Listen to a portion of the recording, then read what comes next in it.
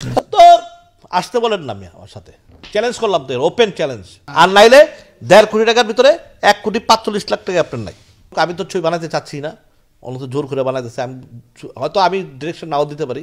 বাইরে ভাই, আপনারা তো মনে হয় এই মানুষটাকে ভুলেই গিয়েছেন। তবে কখনো মনে হয় সাকিবিয়ানরা ভুলতে পারবে না এই মানুষটা সাকিব খানকে নিয়ে যত আজে বাজে কথা আসলো মিডিয়ার সামনে এসে বলেছিল, কারণ সেখানে সস্তা ভিউ পেত আর এতে তার সিনেমার প্রমোশনও হয়ে যেত। এবার আসতেছেন অনন্ত জলিলকে নিয়ে তার নতুন সিনেমায় কামব্যাক করতেছেন, তো এই মানুষটা আবারও সাকিব খানকে নিয়ে খোঁচা মারলেন। তো চলেন দর্শক, আজকে এই টাকলা ইকবাল, সবাই তো টাকলা ইকবাল নামে চেনে, তো এনার বক্তব্যগুলো শুনে আসি। তিনি আবার নতুন করে সাকিব খানকে খোঁচা মারলেন নাকি?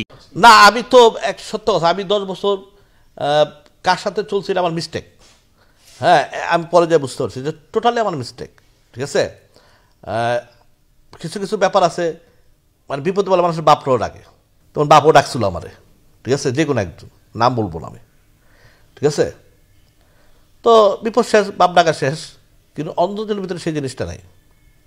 অনন্তজলির ভিতরে একটা জিনিস আছে, সে মানুষকে ভালোবাসতে পারে, স্বার্থ দেখে না। আমি আজকে এখানে আপনার স্পষ্ট একটা কথা বলে দিই, বাংলাদেশের যত super super super super super hit ছবি হোক, 1 মাস 2 মাসে সুপার হিট ছবি যদি হয়, হল থেকে মানুষ নামতেছে না, ধাক্কা মাক্কা চলতেছে, 3 কোটি টাকার মার্কেট, তার একটা পয়সা বেশি না। যদি কেউ বলতে পারে, আসেন আমার সাথে বসেন টেবিলে, আমার সাথে যে কোনো টেলিভিশন চ্যানেলে আমাকে নিয়ে যান, আমি তার সাথে কথা বলি, দেখাই দেবো আমি কীভাবে হয় না। কারণ আপনাকে টিকিট বিক্রি করছে 5 টাকা, আপনি পাচ্ছেন কত? আপনি পাচ্ছেন মাত্র 27 টাকা, 28 টাকা, 30 টাকা, 60 টাকা, এই তো পাচ্ছেন। 450 টাকা তো আপনিই নিয়ে যেতেছেন। তো ওই টাকা কি আমার? ওই টাকা তো কখনোই প্রডিউসারের না। তো আপনি ওই টাকা আর এই টাকা 2 লাখ যে বড় বাসটারে 5 কোটি টাকা বিক্রি করছে, আর ভাই 5 কোটি তো পাইছেনই আপনি 50 লাখ টাকা, 4.5 কোটি তো আপনি নিয়ে গেল গা, সেই টাকা আপনি ধরবেন কেন আপনাকে?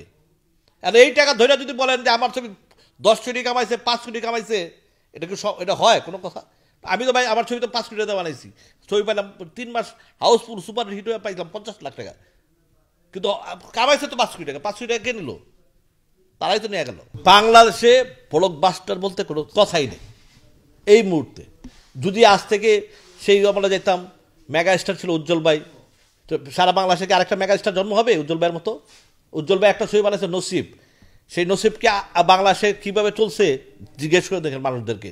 তখন তো হিরো ছিল 20টা, তখন তো সিনেমা হল ছিল, হ্যাঁ, তখন তো আরও বেশি কম্পিটিশন ছিল। ঠিক আছে, মেগা স্টার তো বাংলাদেশে একজনই ছিল, নায়ক উজ্জ্বল ভাই। নায়ক রাজ্জাক সাহেবের কী ছবি দেখেন আপনারা, অবুজবন ছবি যায় দেখেন গা, দেলোয়ার জাহান জর্জ বেস্টার দেখেন। আরে ভাই, জর্জ বেস্টার করে কাকরাইল একটা 5 স্টার হোটেল বানাইছে। তখন তো 50টা হিরো ছিল, 50টা নায়িকা ছিল, কম্পিটিশন তার বেশি ছিল। তো সেইগুলা বললে হবে? এখন আমরা নিজেরা বললেই হবে? আমরা নিজের নাম বানাইলে হবে? হ্যাঁ, এটা কিছু লোকের নিজে বানাইতে পারে, কিন্তু অরিজিনাল যদি আমরা যাই তাহলে কিন্তু 0 এটা আমাদের একটা মুদ্রা দোষ আমি মনে করি। এবং ওরা সিনেমার ভালো চায় না। আমি আপনাকে বলি, এরা ভালো চায়।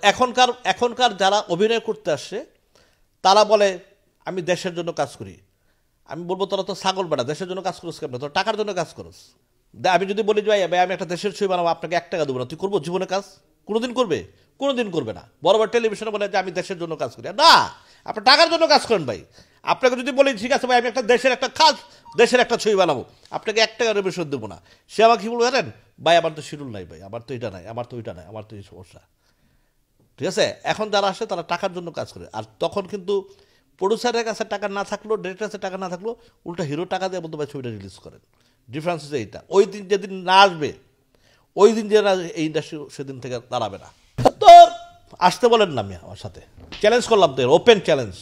যে কোনো টেলিভিশন, বাংলাদেশের যে কোনো টেলিভিশন চ্যানেল টক শো তার সাথে বলবো, আমি ওপেন চ্যালেঞ্জ বললাম। আমি কোন চিন্তাধারা থেকে তারা এগুলো বলে? তখন এটা তারা কেন বলে এটা তারা জানে। আপনি যদি বাংলাদেশের ছবি যদি আপনি 1.5 কোটি টাকার ছবি বানাইতে পারেন, তাও বাংলাদেশের সবাই সুপার হিরোকে নিয়ে যদি আপনি বানাইতে পারেন, সুপার নায়িকা যদি নিয়ে বানাইতে পারেন, সুপার ডিরেক্টর যদি বানাইতে পারেন, তাহলে বাংলাদেশের 1.5 কোটি টাকার মার্কেট আছে। হয়তো 2 ছবির গল্প যা ভালো দর্শক যেতে পারে, হয়তো 2 কোটি টাকা আসতে পারে।